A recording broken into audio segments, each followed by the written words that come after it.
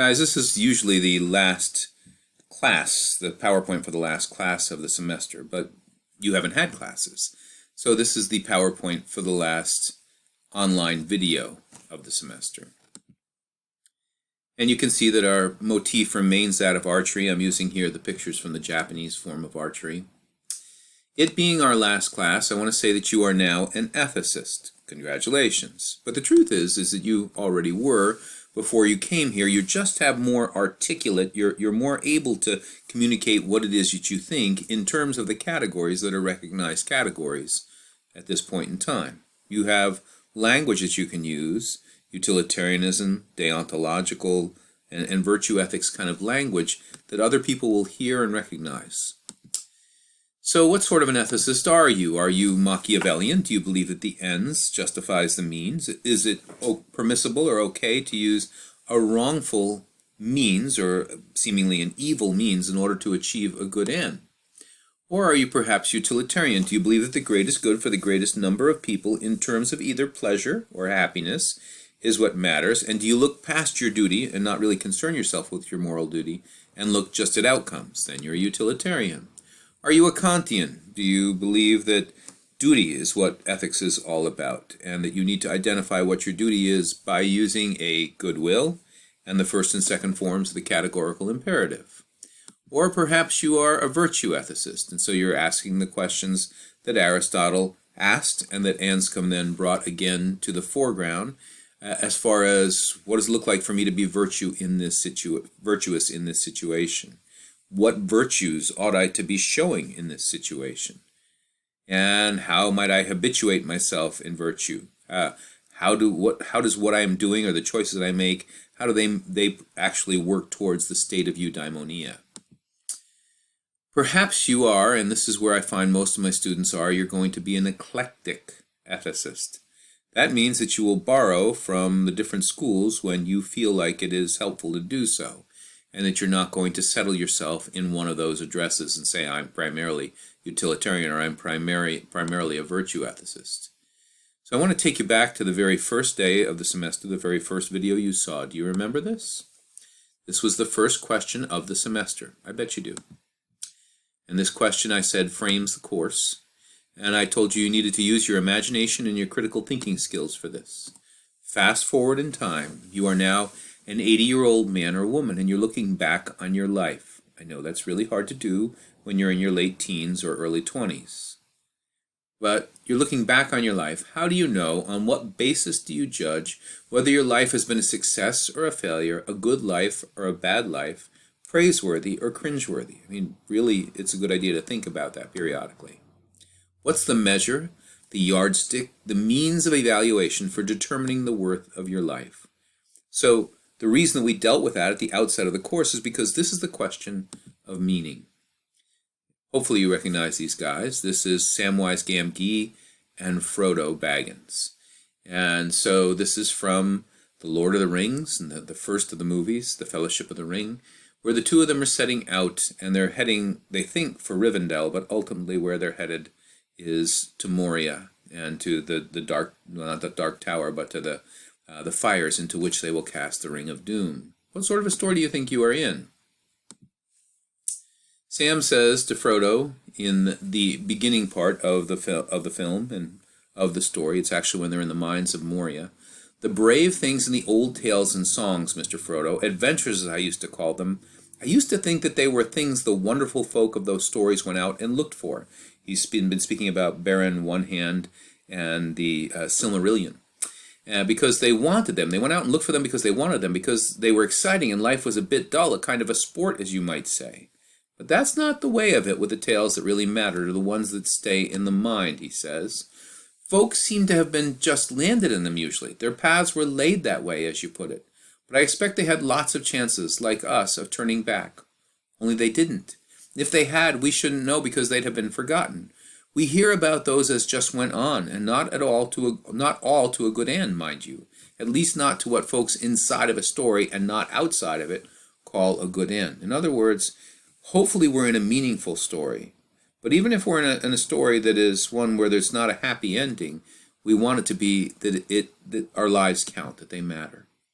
You know, coming home and finding things all right, though not quite the same, like old Mr. Bilbo did. So in the story of the Hobbit, this little hobbit goes away and he helps to save Middle-earth, but when he comes home, everything has changed. But those aren't always the best tales to hear, though they may be the best tales to get landed in.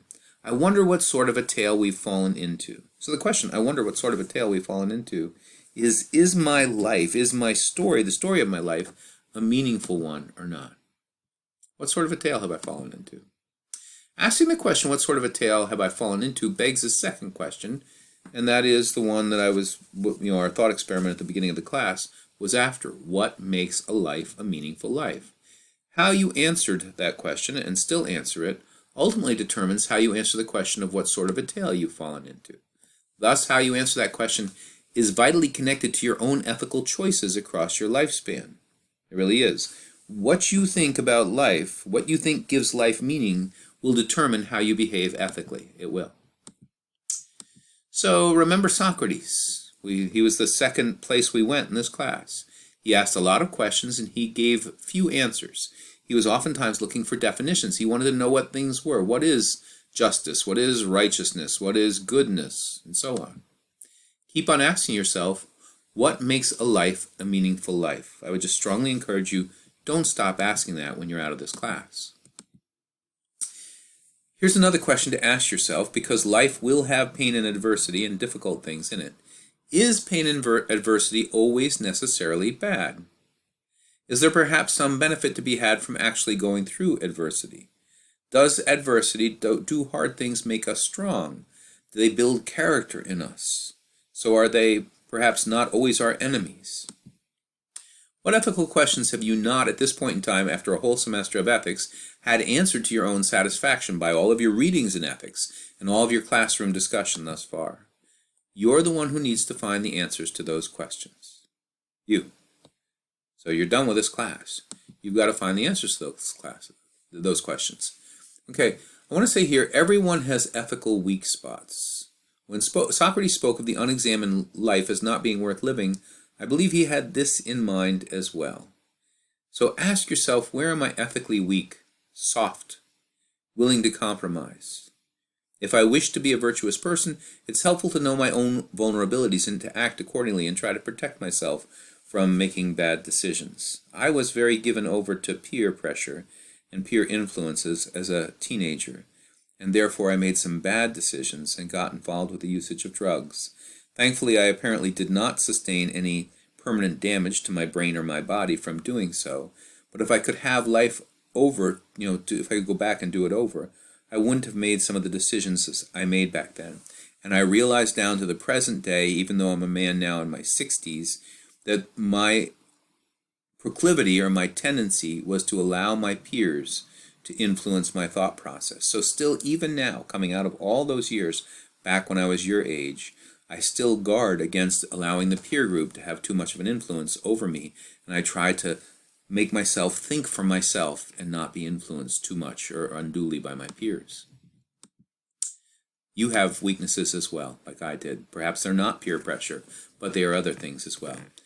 I want to say that whether or not you buy into virtue ethics, and I was not selling that you would join any particular school of ethics, but whether or not you buy into virtue ethics, you can still play a part in your own habituation in virtue.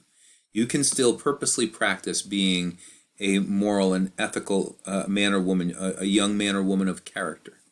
Role models and who you choose as friends and romantic interests is huge in this regard. So if you hang out with people who have a lack of character, it's going to have an effect on you. And if you associate with people in whom you see the kind of character that you ultimately want to form, that will have an effect as well. So, query or question, why does ethics matter? I said this at the beginning of the class. I end the class this way. The ultimate answer is because people matter. That's why ethics matter. How people are treated matter. And it matters across the lifespan, whether they're infants or whether they are our elderly, or anywhere in between. Why do people matter? Well, that's the question, what makes human beings significant or special? The best answer that I know of outside of a religious one is this: self-evident knowledge, in the Latin per se nota. So self-evident knowledge. And this is Mortimer Adler, famous American philosopher. He's the founder of the Great Books collection, and he's also the editor of the Encyclopedia Americana for many years. He says, "We acknowledge a truth as self-evident as soon as we acknowledge the impossibility of thinking its opposite." So per se nota knowledge, this is Aristotle. He says, we dealt with this when we dealt with natural law. This does not constitute a proof of self-evidence to bring forth self-evident truth. Rather, it's a demonstration of its compelling nature. That which is per se nota, by definition, cannot be proven. One does not set out to prove the axiomatic. One doesn't set out to prove that which everybody takes for granted. So per se nota knowledge are those things that we know up front in our minds, that we can't necessarily prove, but all of us tend to believe these things. All of us tend to believe that human beings have special value and worth. When we approach ethics from a strictly secular vantage point, then there's only one way, I believe, to underwrite the value and the worth of human life. It is to simply declare it to be self-evidently valuable, like what Kant did with the second formulation of the categorical imperative. Always treat humanity, whether in the person of yourself or in that of another, as an end and never as a means only. And then, once we've declared it to be self-evidently valuable, we would act accordingly. Always treat human beings and human life as uniquely valuable. This is the strategy, by the way, of the signatories of the Declaration of Independence of the United States of America. We hold these truths to be self-evident, that all men, meaning all people, are created equal, and they are endowed by their Creator with certain inalienable rights, amongst which is our life, liberty, and the pursuit of happiness. Unless you believe that people have intrinsic, inherent worth and value, folks, you don't have a compelling reason to be an ethical person. So I think it's fairly important that you would accept as a given that all human beings have intrinsic worth. Last in-class question of the course, and you should get this one right. You ought to anyway. What is the virtue of the serious ethicist per Socrates? What's the virtue of the serious ethicist? Remember him being told that the Delphic oracle said he was the wisest man in all the world, and he wanted to find out why? The way he found out why was he ultimately realized by asking questions that he knew he was a fool, and other people thought that they were wise when they were fools as well. So the virtue of the serious ethicist is that he or she has humility, that they realize I don't know everything, and as they approach their search for truth with regard to the meaning of life and with regard to what's the ethically right thing to do, they would do so humbly. Final exam is going to be available next week on the 8th and the 9th of December. It's open from 12:01 a.m. on Tuesday until 11:59 p.m. on Wednesday. You've got 90 minutes in which to get it done, and that's twice as long as I've ever given rather not as I've ever given, but as any student has ever required to take the test in class. The longest I've ever had a student take is just about 45 minutes. So you got 90 minutes. So this should not be stressful. Do not look for answers online. I cannot stress this strongly enough. You will only hurt yourself by doing so.